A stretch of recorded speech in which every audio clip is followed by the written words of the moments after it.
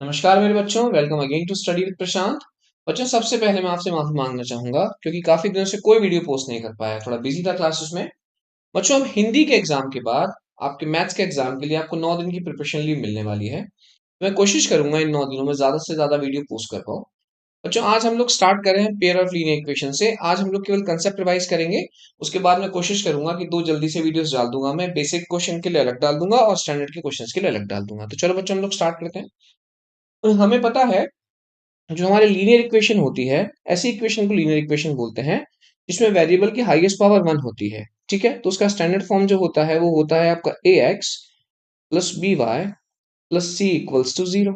Okay, because अब ये pair है तो हमने क्या किया, हमने A one X B one Y plus C one equals to 0 ले लिया, दूसरा A two X plus B two Y plus C two equals to 0 ले लिया।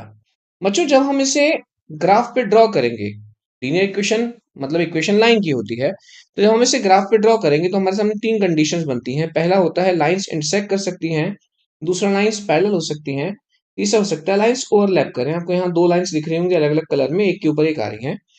तो बच्चों, जब हमारी लाइंस इंटरसेक्ट करती हैं तो हम लोग इसे बोलते हैं यूनिक सोल्यूशन। बिकॉज लाइन हमारे एक पॉइंट पे कट कर जाती हैं और हमें एक एक्स की वैल्यू और एक वाई की वैल्यू मिल जाती है। इसे हम लोग बोलते हैं यूनिक सोल्यूशन। दूसरा होता है जब हम लोग लाइंस ड्रॉ करें और हमारी लाइंस कहीं नहीं काटें और लाइंस हमारी पैरेलल हो जाएं, मतलब लाइंस कहीं कट नहीं कर रही हैं, तो नो सोल्यूशन वाली कंडीशन हो जाती है बेटा वो। फिर थर्ड कंडीशन होती है जब हमने लाइंस ड्रॉ किया और लाइंस एक के ऊपर एक ओवरलैप कर गई, मतलब बहुत सारे पॉइंट्स पे लाइन इंटरसेक्ट कर रही हैं, तो हम लोग बोल सकते हैं सारे पॉइंट्स इसके सोल्यूशन है। मतलब इस केसेस में हम लोग बोलते हैं इसके इनफाइनाइट सोल्यूशन है। ठीक है बच्चों। बच्चों, जो केस नंबर 1 था आपका और जो केस नंबर 3 था, ये दोनों कंसिस्टेंट केसेस हैं। कंसिस्टेंट मतलब हमें इन दोनों केसेस में इसके सॉल्यूशंस मिल रहे हैं। ठीक है, पहले केस में एक मिल रहा है और लास्ट केस में हमें जो है इनफाइनाइट सॉल्यूशन मिल रहे हैं, इसे हम लोग इसे बोलते हैं कंसिस्टेंट। जो हमारा सेकंड केस है बच्चों, हमें इसमें कोई सॉल्यूशन नहीं मिल रहा, तो इसे हम लोग बोलते हैं इनकंसिस्टेंट। ठीक है, ये आपके एमसीक्यूज के लिए बहुत ज्यादा इंपॉर्टेंट है। अच्छा, एक चीज और समझे, जो पहला केस है हमारा, हम लोग इसे बोलते हैं इंडिपेंडेंट। इंडिपेंडेंट कंसिस्टेंट, क्योंकि लाइंस एक दूसरे पे डिपेंड नहीं कर रही, अलग अलग डायरेक्शंस में जा रही हैं, तो इसे हम बोलते हैं इंडिपेंडेंट कंसिस्टेंट। और जो हमारा लास्ट केस है, केस नंबर 3, यहाँ हम लोग देख रहे हैं कि लाइंस एक दूसरे पे डिपेंड कर रही हैं, इसे हम लोग बोलते हैं डिपेंडेंट कंसिस्टेंट। ठीक है, एमसीक्यू में आपसे पूछा जा सकता है। चलो, हम लोग देखते हैं जो हमारी लीनियर इक्वेशंस हैं हम उन्हें सॉल्व कैसे करते हैं। तो हमारे पास सॉल्व करने के लिए तीन मेथड्स हैं। सबसे पहला मेथड है आपका graphical method. Okay, graphical method में होता क्या है बच्चों, लाइंस किसी एक पॉइंट पे कट कर जाती हैं, जब हम ड्रॉ करते हैं तो हमें एक्स और वाई की दो वैल्यूज मिल जाती हैं, तो ये हो गया आपका ग्राफिकल मेथड। दूसरा है बच्चों एलिमिनेशन। एलिमिनेशन का मतलब जब हम किसी एक वेरिएबल को एक्स या वाई को एलिमिनेट कर देंगे। जैसे हमें यहाँ दो इक्वेशंस दिख रही हैं, हम इन दोनों को उठा के ऐड करते हैं तो दिख रहा है एक्स पॉजिटिव है तो एक्स प्लस एक्स हो जाएगा आपका 2x।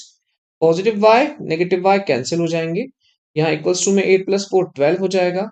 तो 2 जब 12 के नीचे जाएगा तो x बेटा आपका आ जाएगा 12/2, दैट इज 6। अब हम 6 को जो है पहली इक्वेशन में सब्स्टिट्यूट करते हैं x की जगह, तो 6 + y इज इक्वल्स टू 8। 6 उधर ले जाइए आप, तो कितना हो जाएगा y आपका, y हो जाएगा आपका 8 -6, दैट इज 2। तो आपका जो x था वो 6 आ गया, y आपका 2 हो गया। ओके, तो ये था आपका एलिमिनेशन मेथड। फिर हमारा जो थर्ड मेथड है, that is a substitution. Substitution मतलब हम लोग किसी एक इक्वेशन से किसी एक वेरिएबल की वैल्यू निकालते हैं, दूसरी इक्वेशन में सब्स्टिट्यूट करते हैं। चलो देखते हैं इसको हम लोग। जैसे फॉर एग्जांपल, हम लोगों ने इक्वेशन 1 से हमने x की वैल्यू निकाल ली, तो x की वैल्यू कितनी आ जाएगी बेटा, यहाँ पे ये आ जाएगा आपका 8 - y। ओके, ठीक है। अभी जो x की वैल्यू 8 - y है, इसे हम लोग उठाकर इक्वेशन सेकंड में रखते हैं, तो रखो 8 - y और माइनस वाई एक और था इक्वल्स टू 4। ठीक है, अब ब्रैकेट ओपन करो तो 8 - y इज इक्वल्स टू 4। ठीक है, ये आपका आ गया। अभी माइनस वाई हो जाएगा माइनस का 2y, और यहां पर था आपका राइट हैंड साइड में 4, 8 को भी वहां ले जाएगी तो -8 हो जाएगा, तो 4 - 8 हो गया आपका -4 -2y, माइनस से माइनस कैंसिल हो गया, तो y हो गया आपका 4/2, दैट इज 2। तो बच्चों y आ गया आपका 2। अब इस y जो 2 आया था आपका, यहाँ रखिए y2, तो फिर से हो जाएगा आपका 8 माइनस 2 6। ये मैंने केवल एग्जाम्पल के लिए लिए थे। ओके, तो ये 3 मेथड हो गए हमारे ग्राफिकल, एलिमिनेशन और सब्स्टिट्यूशन। चलिए एक चीज और समझते हैं।